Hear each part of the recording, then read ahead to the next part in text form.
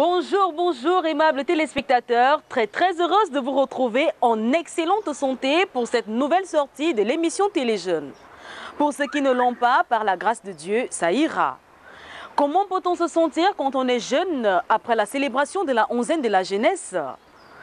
Pour ma part et pour l'émission Téléjeunes, je dirais comme une graine dans un sol fertile. Pour sa part, l'émission Téléjeunes joue les prolongations de la célébration de la 11e de la jeunesse. Pour vous le confirmer, nous reviendrons sur la délocalisation de la FM 94 au Palais des Sports de Yaoundé et sur la campagne de dépistage du VIH et des hépatites organisée à Ngok Mapoubi par le professeur Emmanuel Pondi. De la marque Mondeo, avez-vous déjà entendu parler? Nous y ferons un gros plan au cours de cette émission. Restez scotchés, ne bougez surtout pas, le déroulé c'est juste derrière votre générique.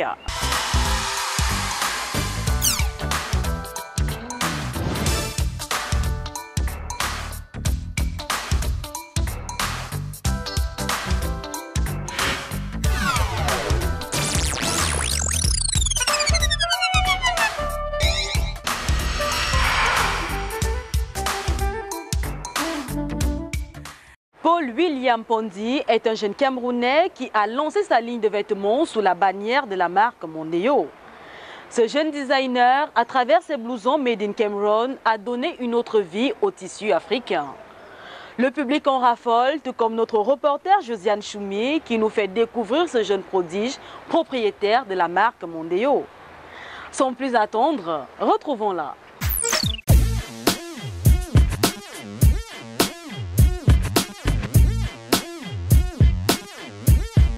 C'est au Carrefour Bastos lors de la foire aux articles moins chers organisée par deux jeunes dames que nous avons découvert les produits Mondeo. Charmée par la qualité, le design de leurs articles, je ne me suis empêchée de me procurer ce blouson que j'arbore. Eh bien, aujourd'hui, nous avons décidé d'aller à leur rencontre. Qui est derrière tout ça? Où est-ce qu'ils se cachent? C'est ici, au quartier Bastos, que se trouve l'une des boutiques de la collection Mondeo, créée en 2013. Bonsoir, je peux entrer? Propriétaire de cette marque, William Pondi, c'est son nom. Chez les Pondi, on voit les choses en grand. On est parti du constat que quand on va à l'étranger, à l'extérieur, il y a toujours des choses qui représentent le pays où on est. Par exemple, vous allez voir des I Love London, vous allez voir des I Love New York, vous allez voir plein de choses. Mais quand vous voyez votre propre pays, vous n'avez pas d'identifiant, vous n'avez pas quelque chose qui vous rappelle votre pays de manière concrète et qui vous rend fier. C'est dans ce sens-là qu'on s'est dit qu'on va se lancer dans le textile avec un message fort, avec une proposition qui permet de revaloriser la culture camerounaise.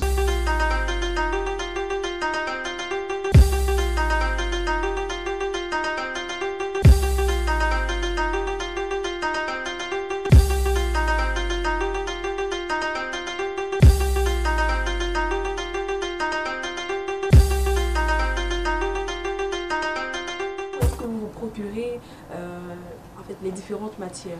Ok, alors c'est une bonne question. La plupart des matières viennent soit du Nigeria, soit de l'Afrique du Sud, parce que nous on n'est pas africaniste, c'est-à-dire on se dit que tout ce qu'on va prendre doit venir d'Afrique. Et bien sûr, bon, bien évidemment du Cameroun, ça va de soi, je n'ai même pas besoin de le dire. En Afrique, on fait main dans la main. Voilà, effectivement, c'est comme ça qu'on renforce le circuit économique interne, parce qu'en payant chez mon frère, je sais que il paye des taxes à l'État et l'État récolte quelque chose et ça crée un circuit économique vertueux et c'est comme ça qu'on développe un pays. Conquérir le monde est son objectif premier et il le fait à la perfection. Ses clients se recrutent tant chez les enfants que chez les adultes. Ses créations suscitent envie et admiration.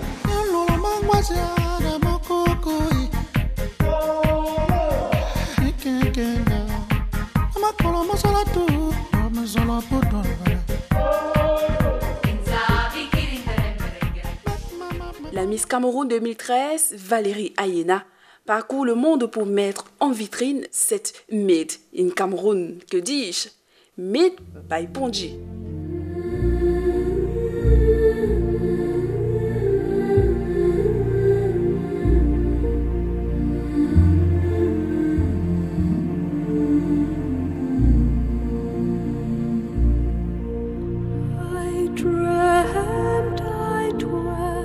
on prévoit d'ouvrir de nouveaux espaces, de nouveaux points de vente et on prévoit de diversifier la gamme avec, avec une pointe de création plus pour porter femme, avec les robes, avec les tuniques, beaucoup d'influences d'ici et d'ailleurs. En tout cas, je ne veux pas tout vous dévoiler parce qu'il faut un peu de suspense quand même. C'est comme les séries télévisées, il faut mettre un peu de sel, quoi. Quel message est-ce que vous pouvez adresser à ces jeunes-là qui vous regardent aujourd'hui? Je pense que la jeunesse doit croire en elle-même et arrêter de toujours tout remettre sur, je sais pas, sur le gouvernement, sur toujours trouver des boucs émissaires. C'est vrai qu'ils existent, je ne dis pas le contraire. C'est vrai qu'il y a des facteurs qui sont externes à nous jeunes qui influencent sur notre destin, c'est clair. Mais je pense qu'il faut d'abord se dire, nous pouvons et nous devons nous battre pour notre avenir. Il n'est pas question qu'on se laisse faire, il n'est pas question qu'on soit défaitiste, il n'est pas question qu'on baisse les bras. Je dis, cette attitude ne nous mène absolument nulle part. Et je veux terminer avec une phrase que j'aime bien dire souvent quand je discute, c'est que les graines que l'on sème en temps de pluie se récoltent en temps de soleil. Voici un jeune Camerounais qui fait la fierté de la jeunesse et qui, de ce pas, devrait mériter l'attention soutenue du ministère de la Jeunesse et de l'Éducation civique. Voici un jeune Camerounais qui est en train de tirer son épingle du jeu. Pour la petite histoire, lorsque j'ai vu ses œuvres pour la toute première fois, l'on m'a fait comprendre que c'est un Américain installé au Cameroun qui confectionne ses blousons.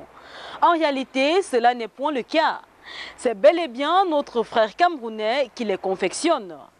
Ceci n'est pas alors une occasion pour vous de les plagier ou imiter, car ce serait de la contrefaçon qui est punissable par la loi. Juste, attelons-nous à encourager de telles initiatives. Nous vous le disions en tout début d'émission, de la célébration de la 52e édition de la Fête nationale de la jeunesse, on en parle encore. La FM 94 n'est pas restée en marge de cette célébration. Elle s'est démarquée au cours de cette onzaine par une délocalisation au Palais des Sports de Yaoundé, où plusieurs établissements scolaires se sont rivalisés d'adresses sous la coordination du chef de chaîne Sidonie Pormoni. Notre reporter Félicia Fouta nous en parle. Pendant la 52e fête de la jeunesse, la FM 94 n'est pas restée en marge de l'événement. Une grande et dynamique équipe de cette radio s'est déployée au Palais Polyvalent des Sports pour un grand multiplex. How are you doing today? I'm fine. What does the National Youth Day mean to you? C'est une grande première pour la FM 94.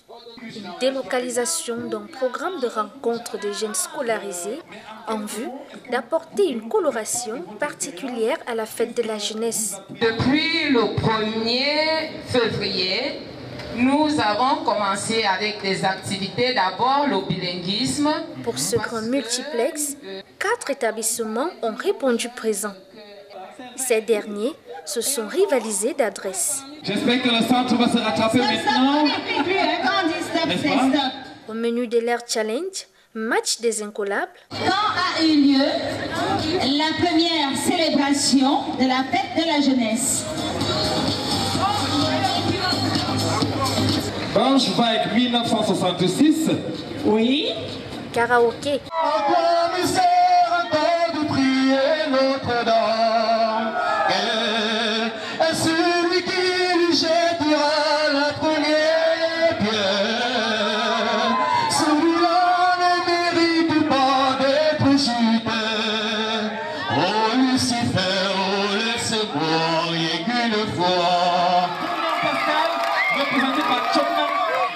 Nous cherchons du boulot, on nourrira nos 2 enfants et on mènera une belle vie. Nous pourrons aussi travailler comme tous les riches ici au village.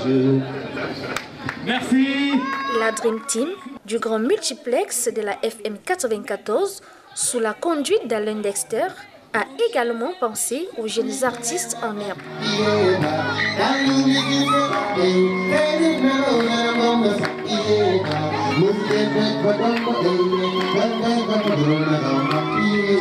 Moi j'ai chaud pour ces enfants qui n'ont pas connu le bonheur, pour ces enfants qui ont grandi séquences composées de livres, de cahiers et autres gadgets CRTV ont été remis aux élèves et encadreurs pour encourager leurs efforts. Ce fut une expérience très marquante et très émouvante. I was very happy to come here because it was very amazing. We're enjoying some students of another schools and we very enjoy with our teachers. The challenge was very good and I like it. I hope that next year we'll be here to enjoy more and more at the other year. Je suis très heureuse. L'événement s'est très bien déroulé avec FM 94. Les enfants se sont bien amusés. Le jeu intellectuel aussi s'est bien passé. Donc, je suis contente de mes enfants.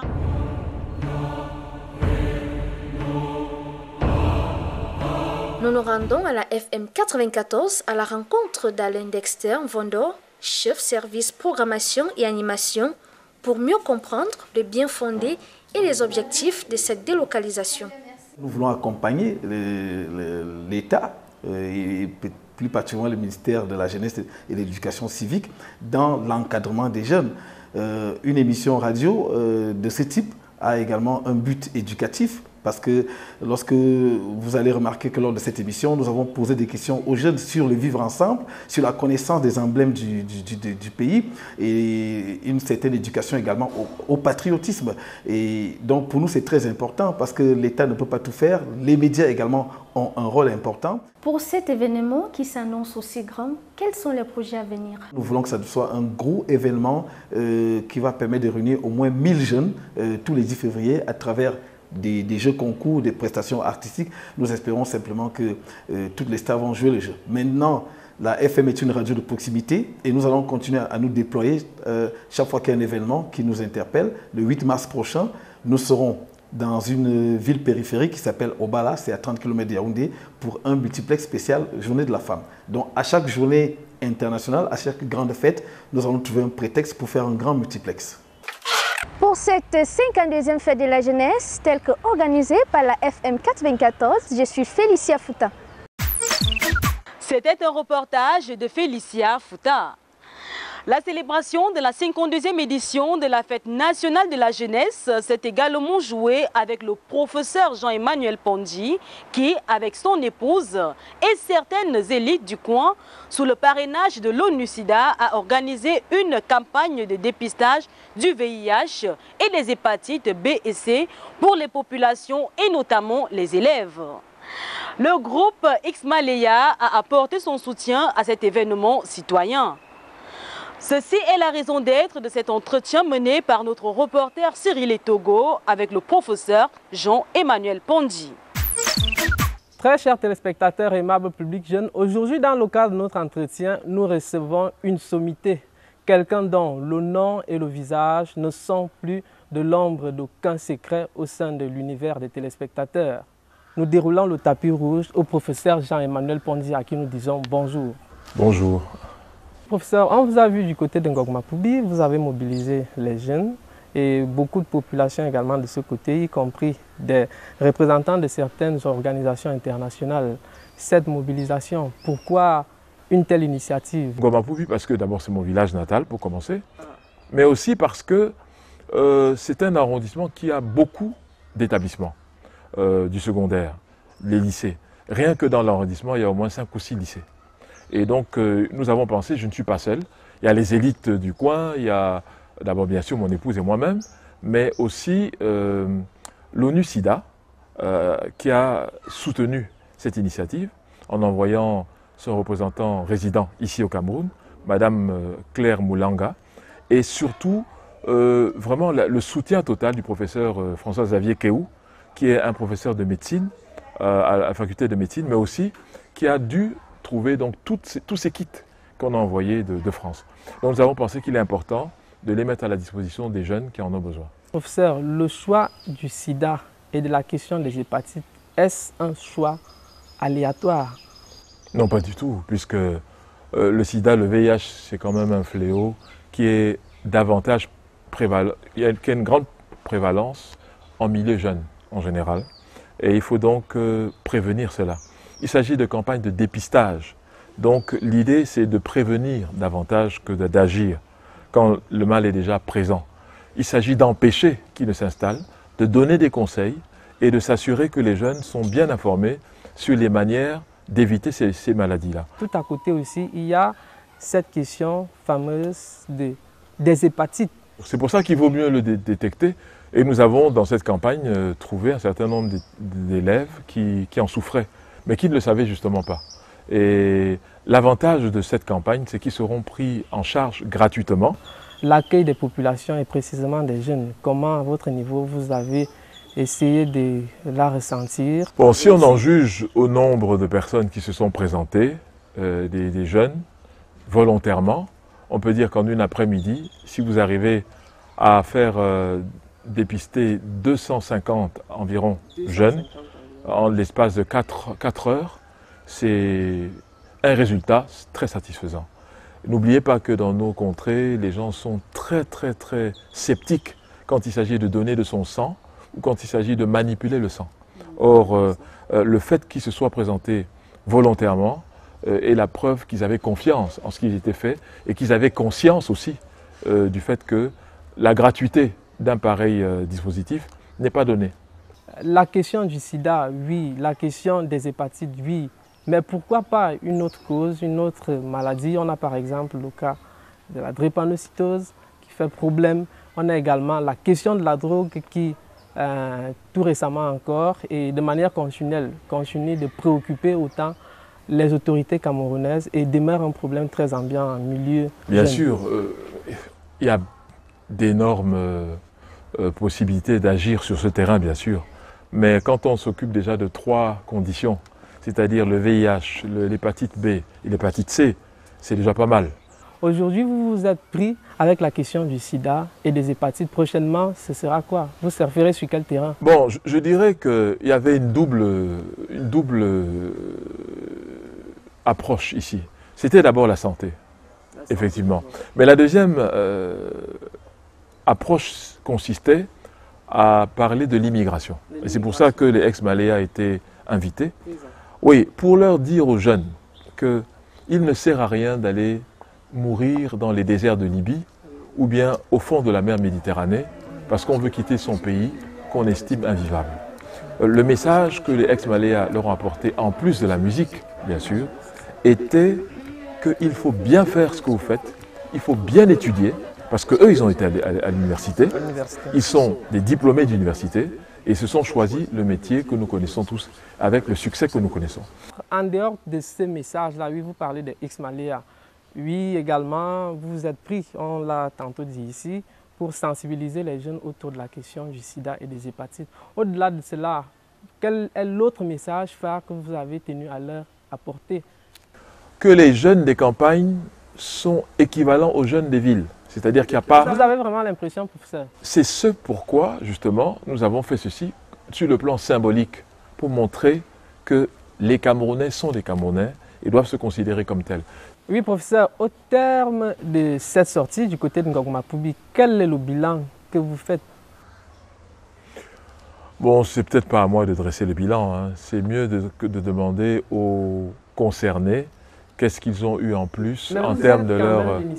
Oui, mais je ne suis pas seul. C'est vrai. C'est vrai, mais je pense que le bilan, c'est un bilan que tout le monde peut constater, c'est-à-dire qui a apporté quelque chose de plus à ceux qui étaient là. Ceux qui se sont fait dépister, de toute façon, ont gagné quelque chose. Soit ils sont en bonne santé, alors ils continuent normalement, soit alors ils ne sont pas en bonne santé et ils sont pris en charge pour qu'ils le deviennent. Donc je crois que dans tous les cas, c'est un bilan positif pour chaque personne qui est venue. Maintenant, il faut surtout, je crois, sensibiliser les jeunes sur le fait que rien de bien ne se fait sans effort. Vous avez pris la question du sida. Pourquoi pas, en tant qu'intellectuel, apporter encore plus de soutien en matière, en apportant du matériel didactique aux élèves? Mais c'est fait déjà. Ça a déjà été fait. Donc, partout où je vais intervenir, j'amène toujours des ouvrages. Nous devons comprendre enfin que le moteur du développement, c'est la connaissance. Le moteur du développement, c'est la connaissance. Absolument. Et si on ne comprend pas ça, le reste sera peine perdue en termes d'effort. Parce que si vous regardez, tous les pays qui sont aujourd'hui au devant de la scène ont investi lourdement et massivement dans le savoir. Or, la plupart du temps, les Africains investissent en dernier lieu. jamais en premier lieu. On trouve toujours que tout ce qui concerne la connaissance est cher. cher. Or, les mêmes Africains ou les mêmes Africaines n'ont pas de problème pour acheter des mèches à 60 000 francs, pour acheter des costumes à 100 000 francs. Vous avez un problème avec, professeur, les mêmes Africains achetaient les mèches. Non, je trouve que les priorités sont déplacées. Je pense qu'il faut vraiment comprendre que c'est la connaissance qui va nous faire avancer. Parce qu'elle va nous aider à résoudre nos problèmes, nous-mêmes, ici et maintenant. Là, on vous voit, vous êtes, on peut le dire, un féru de la question jeunesse au Cameroun et peut-être même bien au-delà. Cet amour-là, cette passion. Bon, disons, c'est notre métier aussi. Hein, parce que quand vous passez 30 ans à... C'est votre métier, c'est vrai, mais ce n'est pas le cas pour tous les intellectuels. Mais c'est notre responsabilité. Moi, je ne sais pas. Ce n'est qu'en Afrique qu'on s'étonne de cela, mais c'est notre travail. C'est-à-dire que vous ne pouvez pas travailler dans un milieu sans vous poser la question de savoir que seront les jeunes, ces jeunes que vous enseignez, que vous formez aujourd'hui, dans 20 ans ou dans 30 ans. Parce qu'en fait, la particularité de notre métier, c'est que nous avons des interlocuteurs qui ont toujours le même âge. Depuis 30 ans que j'enseigne à l'université, mes interlocuteurs ont strictement le même âge, c'est-à-dire entre 17 et 25 ans à peu près. Bon, donc ça peut nous enfermer dans une sorte de routine. Le travail d'un enseignant n'est pas simplement de transmettre des savoirs. Il doit s'occuper du savoir-faire et du savoir-être de ceux qu'il est en train d'enseigner. Nos téléspectateurs, les jeunes, ils vous regardent, ils vous écoutent en ce moment. Quel est le message que vous pouvez leur passer? Bon, mon message, il est en 3 volets. Le premier volet, c'est que la jeunesse, c'est une période transitoire. Les jeunes d'aujourd'hui seront les vieux de demain, s'ils ont de la chance. Donc c'est important d'avoir des liens transgénérationnels. Transgénérationnels. Oui, il faut que les vieux d'aujourd'hui ou les aînés aident les jeunes en sachant que demain ou après-demain, ces jeunes deviendront également des aînés ou des vieux. Bon, maintenant, le deuxième volet, c'est qu'il faut une conscientisation des jeunes eux-mêmes. Parce que les jeunes ont tendance à croire qu'on doit tout leur apporter. Je pense qu'il y a une part de responsabilité qui est la nôtre et il y a une part de responsabilité qui est la leur. Et nous sommes les éducateurs, mais nous ne pouvons pas éduquer tant qu'il n'y a pas une volonté tenace de ceux qui apprennent de réussir. La réussite n'est jamais un hasard. C'est une responsabilité qui demande de la préparation, de la détermination et surtout une certaine vision. Et le troisième? Le troisième message, c'est de dire qu'il faut être fier d'être Camerounais, fier d'être Africain. L'Afrique n'est pas du tout le dernier des continents. C'est le plus vieux continent, puisque c'est celui où l'être humain est apparu pour la première fois. Voilà, chers téléspectateurs et amis jeunes, dans le cadre de cet entretien, nous étions avec le professeur Jean-Emmanuel Pondi. Professeur, nous vous disons merci et nous espérons vous avoir à nouveau. C'est moi qui vous remercie. À tout moment, je suis disponible. Merci, professeur. Nous saluons très humblement cette initiative du professeur Jean-Emmanuel Pondi. Néanmoins, de telles actions ne devraient pas être menées uniquement lors de la célébration de la fête de la jeunesse, parce que la santé des jeunes doit être une priorité pour tous. Une jeunesse malade est une future république malade. Nous l'espérons bien, ce cri n'est pas tombé dans des oreilles de sourds. C'est par ces mots que nous mettons un terme à cette 111e sortie de votre magazine jeune préféré, TéléJ. Merci, merci et encore merci de votre aimable fidélité. Abonnez-vous à notre chaîne YouTube TéléJeunes officielle. Ainsi, vous pourrez revoir toutes nos émissions. N'oubliez surtout pas de nous laisser vos remarques et suggestions sur notre page Facebook. Tout en vous quittant donc, nous vous laissons ce proverbe africain à méditer. La persévérance est un talisman pour la vie. À bon entendeur. Que l'Éternel des armées vous protège, qu'il bénisse notre cher et beau pays le Cameroun et comble notre Afrique. Rendez-vous au 112e numéro TéléJ. D'ici là, ciao, ciao, ciao. En cette 50... En Afrique, on sait également que c'est des régions qui ont un véritable problème avec cette maladie. Est-ce par rapport au fait de ce côté... je reprends ma... C'est au Carrefour Bastos lors de la foire aux articles moins chers organisés par 2 jeunes dames que nous avons découvert les produits Mondeo. Charmés par le charisme... Merci, merci et encore merci de votre aimable fidélité. Abonnez-vous à notre chaîne Téléjeunes officielle. Après, chaîne YouTube. La paix, la liberté sont les biens de cette nation. Ton combat quotidien, sans faille ni émotion. Quelles que soient tes appartenances, tes convictions.